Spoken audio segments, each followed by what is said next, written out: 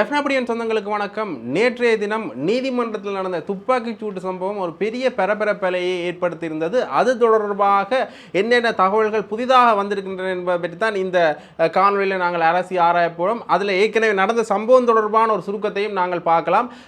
இந்த நீதிமன்ற அமர்வு நடந்து கொண்டிருக்கின்ற அந்த சந்தர்ப்பத்தில் 5ஆம் இலக்க நீதிமன்ற கட்டத்தொகுதியில் வந்த நபர் ஒருவர் கனேமுல்ல என்பவரை உடனடியாக அவர் தன்னுடைய கையில் இந்த துப்பாக்கி மூலம் சுட்டுவிட்டு தப்பி சென்றிருக்கின்றார். அது தொடர்பான பல விசாரணைகள் முடுக்கிவிடப்பட்ட சந்தர்ப்பங்களில் பல சந்தேக நபர்கள் தொடர்பான விசாரணைகளும் நடைபெற்ற இடத்துல குறிப்பிட்ட அந்த சந்தேக நபர்களும் கண்டுபிடிக்கப்பட்டிருந்தார். அதற்கு பிறகு அவருடன் நடந்த விசாரணைகளையும் சிசிடிவி கேமராக்களுடைய ஆதாரங்களையும் வைத்து பார்க்கின்ற பொழுது அதற்கு பெண் ஒருவரும் உதவி இருக்கின்றார். அது மட்டும் இல்லாமல் அந்த வாகனத்தை ஓட்டிய சாரதி ஒருவரும் உதவி இருக்கின்றார் என்கின்ற தகவல் தெரிய வந்த இடத்த அந்த சாரதி இப்போ அகப்பட்டிருக்கின்றார். அந்த சாரதி அகப்பட்டு அவரிடையமும் மேலதிக விசாரணைகள் நடைபெற்று வருகின்றன. அது மட்டும் இல்லாமல் அந்த குறிப்பிட்ட செவ்வந்தி என்கின்ற பெண்ணை பிடித்து தருவதற்கு தகுந்த சன்மானம் வழங்கப்படும் என்றும் போலீசார் தங்களுடைய அறிவித்தலை வழங்கியிருக்கின்றார்கள். அது மட்டும் இல்லாமல் அவரை பிடிப்பதற்கான தங்களுடைய நடவடிக்கைகளையும் போலீசார் மிக தீவிரமாக முடுக்கிவிட்டிருக்கின்றார்கள் என்கின்ற தகவல்களும் வெளிவந்திருக்கின்றன. அது மட்டும் இல்லாமல் அதில் இன்னொரு முக்கியமான விடயத்தையும் நாங்கள் பார்க்கணும். என்னென்று பார்த்தீங்கன்னா, அந்த சாரதி கண்டுபிடிக்கப்பட்டதன் பின்னர் இவர்கிட்ட அதாவது அந்த சந்தேக நபர்கிட்ட நடந்த விசாரணைகள் அடிப்படையில் இவர் ஏற்கனவே கல்கிசை வட்டப்பளை போன்ற கொழும்புல 2 இடங்களில் துப்பாக்கி சூட்டு சம்பவங்களை நடத்தியிருந்தார் என்பது தெரிய வந்திருக்கின்றது. அது மட்டும் இல்லாமல் இவர் இப்போ பயன்படுத்தின அந்த அதாவது அந்த குறிப்பிட்ட சட்டத்தரணி என்கின்ற ஆதாரமும் போலியானது. அது மட்டும் இல்லாமல் இவர் ஏற்கனவே குற்றப்புலனாய்வுத்துறையில் இருந்தார், இராணுவத்தில் வேலை செஞ்சார் என்று சொன்ன தகவல்களும் போலியானது என்கின்ற தகவலும் வந்திருக்கின்றது.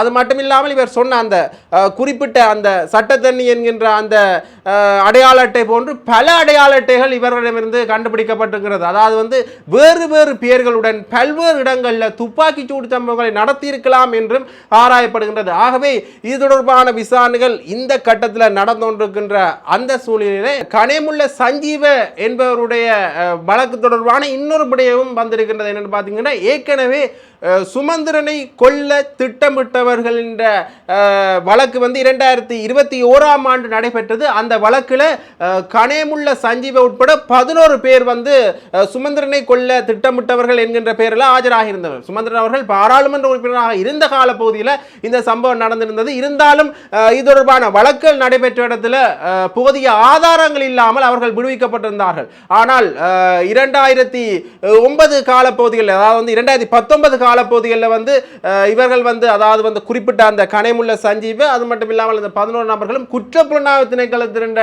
பிடியில் எடுக்கப்பட்டு அவர்கள் மேலே விசாரணைகளும் நடந்தது. இந்த சுமந்திரன் கொலை வழக்கு தொடர்பாக விசாரணைகள் நடந்திருந்தன. சுமந்திரனை கொல்ல திட்டமிட்டது என்பது தொடர்பாக விசாரணைகள் நடந்தன. ஆகவே இந்த கொலை சம்பவம் தொடர்பாகவும் இந்த கனேமுல்ல சஞ்சீவ தொடர்பான தகவல்களும் இப்ப வெளிவந்த வண்ணமே இருக்கின்றது. உண்மையிலேயே இதுவும் ஒரு அதிர்வலைகளையும் ஏற்படுத்தியிருந்தது. அதாவது கனேமுல்ல சஞ்சீவ தொடர்பான விடயங்களும் அவருடைய கொலைக்கு பின்னர் பலவாறாக வெளிப்பட்டிருக்கின்றன. இப்படியாக இந்த நீதிமன்ற கொலை வழக்கு இப்ப பரபரப்பு அலைகளை ஏற்படுத்தி இருக்கின்ற அதே நேரத்தில் இது தொடர்பான பல விடயங்களும் வெளிவந்த வண்ணமே இருக்கின்றது. அது மட்டும் இல்லாமல் இந்த கனேமுல்ல சஞ்சீவ தொடர்பான இன்னொரு குற்றச்சாட்டும் விடுக்கப்பட்டிருக்கின்றது. பார்த்தீங்கன்னா, விடுதலை புலிகளால் புதைக்கப்பட்ட ஆயுதங்களை அகழ்ந்தெடுத்து அதை கொழும்புல கொண்டு போய் கைமாற்றினார் என்கின்ற குற்றச்சாட்டும் இவர் மேல வைக்கப்பட்டிருந்தது. ஆகவே ஒரு மிகப்பெரிய ஒரு குற்றவாளி தான் கொல்லப்பட்டிருக்கின்றார் என்கின்ற விடயம் கூறப்பட்டாலும் கூட நீதிமன்றத்தில் இப்படி ஒரு விடயம் நடந்தது அதிருப்தியை ஏற்படுத்தி இருக்கின்றது. பாராளுமன்ற உறுப்பினர்களிலிருந்து பலரும் இதற்கான விசனங்களை தெரிவித்துக் கொண்டிருக்கின்றார்கள். அதாவது கொல்லப்பட்ட ஒரு குற்றவாளி என்பது ஊர்ஜிதப்படுத்தப்பட்டாலும் கூட ஆனால் நடந்த விடயம் நீதிமன்ற வளாகத்தில் நடந்திருக்கின்றது. பொது பிரஜை ஒருவர் இதை நடத்தி இருக்கின்றார். ஆகவே இந்த சம்பவம் தேசிய பாதுகாப்புக்கு அச்சுறுத்தலாக இருக்கும் விடயம் என்றும் கூறப்படுகின்றது. அது மட்டுமில்லாமல் இது தொடர்பாக இன்னொரு முக்கியமான விடயத்தையும் பார்க்கணும். நேற்றைய தினம் இன்னொரு துப்பாக்கி சூடு சம்பவம் நடந்திருந்தது. அதாவது தந்தை மகன் மகள் உட்பட 3 பேருக்கு துப்பாக்கி சூடு சம்பவம் நடந்திருந்தது. அருண விதானகை என்பவர் தான் அருண விதான கமகை என்பவர் மேல் தான் இந்த துப்பாக்கி சூடு நடந்திருந்தது. அவருடைய குடும்ப உறுப்பினர்கள்லாம் இருவரும். அவருடைய மனைவியார் வெளிநாட்டில் வசிக்கின்றார். அவருடைய பிள்ளைகள் துப்பாக்கி சூட்டுக்கு இலக்கான பின்னர் வைத்தியசாலையில் சேர்க்கப்பட்டு சிகிச்சை பலனின்றி உயிரிழந்திருக்கின்றார்கள். தனியார் ஊடகம் ஒன்று கொடுத்த நேர்காணலில் அருண விதான கமகை என்பவர் தான் ராஜபக்சர்களுக்கு சார்பாக ஜனாதிபதியாக இருக்கின்ற காலத்தில் அவர்களது கட்டளையின் பேரில் பல குற்றச்சம்பவங்களில் ஈடுபட்டான் என்றும் அவர் கூறியிருந்தார். அது மட்டுமில்லாமல் தனக்கு உயிர் அச்சுறுத்தல் விடுக்கப்பட்டிருக்கின்றது என்ற செய்தியே அவர் தன்னுடைய அந்த தனியார் ஊடகம் ஒன்று கொடுத்த நேர்காணலையும் கூறியிருந்தார். ஆகவே இப்படியாக இந்த நாட்டில் நாங்கள் இந்த மன்னார் அண்மையில் நடந்த சம்பவங்களை வச்சு பார்க்கின்ற பொழுது மன்னார் நீதிமன்ற துப்பாக்கிச் சூட்டில் இருந்து புதுக்கடை நீதிமன்ற துப்பாக்கிச் சூடு அதே நாளில் நடந்த இந்த குடும்பத்து மீது நடந்த துப்பாக்கிச் சூடு சம்பவங்கள் தொடர்பான பல விடயங்களை நாங்கள் பார்க்கின்ற பொழுது உண்மையிலேயே இந்த தேசிய பாதுகாப்பு ஓரளவுக்கு வலுவிழந்திருக்கிறது என்று தான் சொல்ல வேண்டும். அதற்கான உடனடி நடவடிக்கையிலும் போலீசார் ஈடுபட்டு கொண்டிருக்கின்றார்கள். விசாரணைகள் முடுக்கிவிடப்பட்டிருக்கின்ற அதே சந்தர்ப்பத்தில் நீதிமன்றத்துக்கு பலத்த பாதுகாப்பும் வழங்கப்பட்டிருக்கின்றது. அதாவது சட்டத்தரணிகள் சங்கத்தின் மேல ஒரு கோரிக்கையை முன்வச்சிருக்கிறோம். உண்மையிலேயே நீதிமன்றத்துக்கு வருகின்ற சட்டத்தரணிகள் மீது எந்த சோதனைகளும் சோதனை நடவடிக்கைகளும் மேற்கொள்ளப்படவில்லை. ஆனால் சாதாரண பொதுமக்கள் மேலே மேற்கொள்ளப்படுறது அது வேறு விஷயம். ஆனால் சட்டத்தரணிகள் மேலே இந்த சோதனை நடவடிக்கைகள் மேற்கொள்ளப்படுவதில்லை. இனிவரும் காலங்களிலையும் சட்டத்தரணிகள் மீதும் இந்த சோதனை நடவடிக்கைகளை மேற்கொள்வதற்கு அவர்கள் அனுமதி வழங்கணும் என்று சட்டத்தரணிகள் சங்கத்தினரிடம் போலீசார் கோரிக்கையை முன்வைத்திருக்கின்றனர். அது மட்டுமில்லாமல் நீதிமன்ற வளாகத்துக்குள்ளும் போலீசார் துப்பாக்கிகளுடன் நடமாடுவதற்கும் தங்களுடைய கோரிக்கையை முன்வைத்திருந்தனர். ஆகவே இந்த முதலாவது விடயம் ஓரளவுக்கு நடைமுறைக்கு சாத்தியமான விடயம் என்றாலும் கூட இரண்டாவது விடயம் தொடர்பாக யோசிப்பது ஒரு சிக்கலுக்குரிய விடயமாக இருக்கின்றது. என்றால் நீதிமன்ற வளாகத்துக்குள்ள துப்பாக்கியோடு நடமாடுறது என்பது உண்மையிலேயே அந்த விடயம் ஒரு நடைமுறைக்கு சாத்தியமான விடயமாக இல்லை. ஆகவே அது தொடர்பாக நீதிமன்றம் அனுமதி கொடுக்குமா என்பதையும் பொறுத்திருந்தான் பார்க்கணும். அது மட்டுமில்லாமல் இந்த சிறைச்சாலை கைதிகளுக்குரிய பாதுகாப்பு அமைப்பு ஒரு முக்கியமான விடயத்தையும் சொல்லியிருக்கிறது. என்னென்னு பார்த்தீங்கன்னா உண்மையிலேயே அவருக்கு விளக்கமறியல் வைக்கப்பட்டிருந்தது. கணையமுள்ள சஞ்சீவ் அவர்களுக்கு விளக்கமறியல் வைக்கப்பட்டிருந்தது. ஆனால் அவரை நீங்கள் நீதிமன்றத்துக்கு கொண்டு வர வேண்டிய அவசியம் இல்லை. அவ்வளவு கட்டாயம் இல்லை. நீதிமன்றத்துக்கு கொண்டு வர வேண்டிய அவசியம் இல்லை. ஏன் இவர்கள் நீதிமன்றத்தில் கொண்டு வந்தார்கள்? அது மட்டுமில்லாமல் சிறைச்சாலைகள் அதிகாரிகள் மூலம் இந்த கொலை சம்பவம் நடைபெற்றிருக்கலாம். இந்த கொலை சம்பவம் நடைபெற்றதுக்கு அவர்கள் துணை புரிந்திருந்தார்கள். அவர்களுடைய தளர்வு போக்கினால் தான் இது நடைபெற்றிருந்ததா என்பதை விசாரணைகளையும் நடத்த வேண்டும். அந்த விசாரணைகள் நடத்துவதன் மூலமாக பல உண்மைகள் வெளிப்படும் என்றவாறாக அவர்கள் தங்களுடைய தரப்பு நியாயத்தையும் அல்லது கரிசனையையும் வெளிப்படுத்தி இருக்கின்றார்கள்.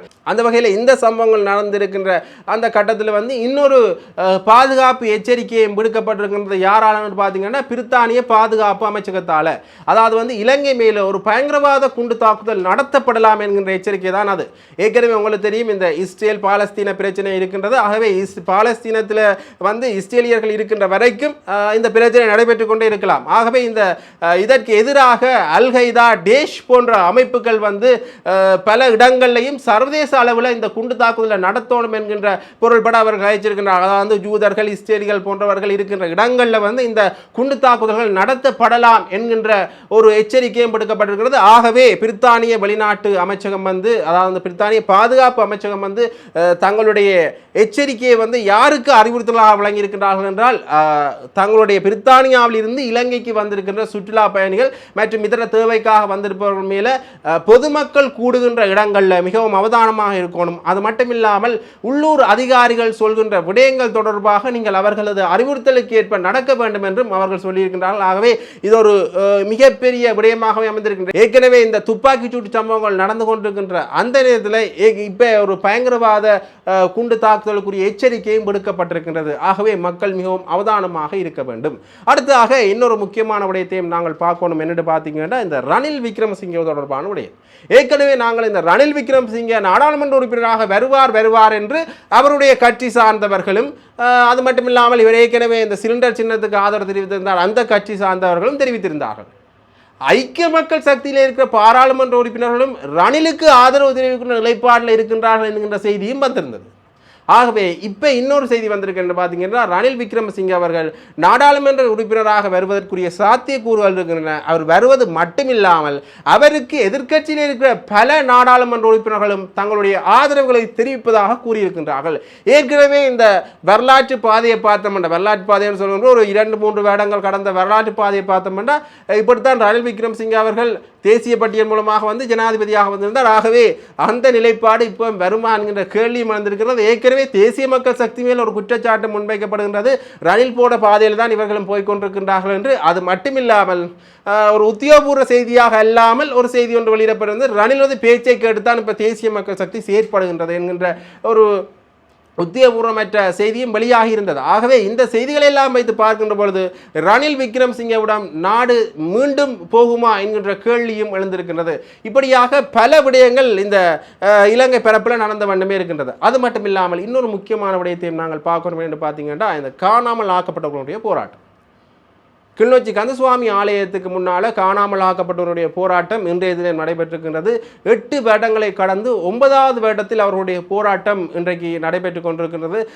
அந்த 8 வருடங்கள் கடந்த நிலையில் அதை ஞாபகப்படுத்தும் முகமாக அவர்கள் தங்களுடைய போராட்டத்தை முன்னெடுத்திருக்கின்றார்கள். பல பெண்களும் தீச்சட்டி ஏந்தியவாறு தங்களுடைய போராட்டத்தை முன்னெடுத்திருக்கின்றார்கள். அதில் பலரும் தங்களுடைய கருத்துக்களையும் தெரிவித்திருக்கின்றார்கள். அது தொடர்பான காணொலியை நான் இதோடு நினைக்கிறேன், பார்த்துக்கொள்ளுங்கள்.